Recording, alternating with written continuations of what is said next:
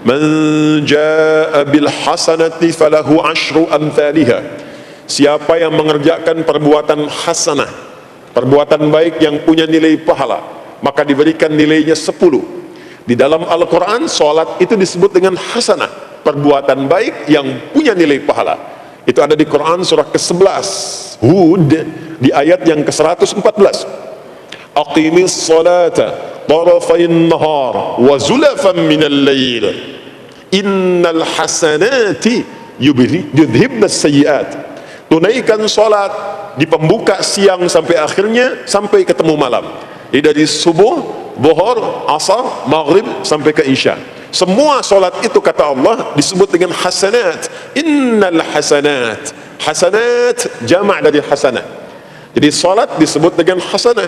Kalau kita menunaikan sholat di Al-An'am ayat ke-160, maka diberikan poin. Poinnya namanya ajrun. Ya, kita sebut dengan pahala. Pahala itu bahasa Qur'annya ajrun.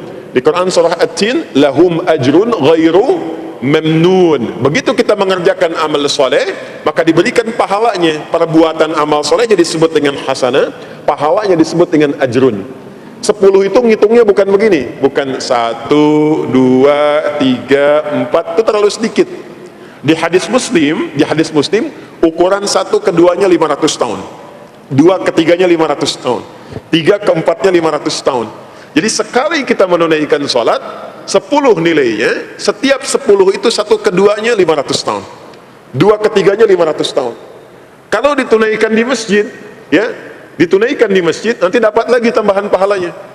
Baru masuk datang ke masjid dengan niat sholat. Nah, kalau kita niatkan mutlak untuk ibadah, apapun itu, mau sholat, mau baca Quran, mau i'tikaf, itu baru datang, baru menginjakkan masjid, masuk dengan kaki kanan, baru datang, itu sudah dicatatkan 25 kebaikan. Belum apa-ngapain. Jarak 1 keduanya tadi 500 tahun, 2 ketiga 500 tahun.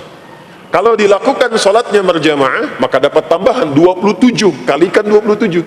Sudah dapat 10, 10 kali 27 berapa tuh? Ya, 270. Setiap satunya kalikan 500 tahun. Maka sholat di masjid itu bukan main-main. Itu kelihatannya nanti 2. Saat sakaratul maut, pahala itu ditampakkan. Jadi pahala itu bukan sekarang. Pahala itu saat kita pulang.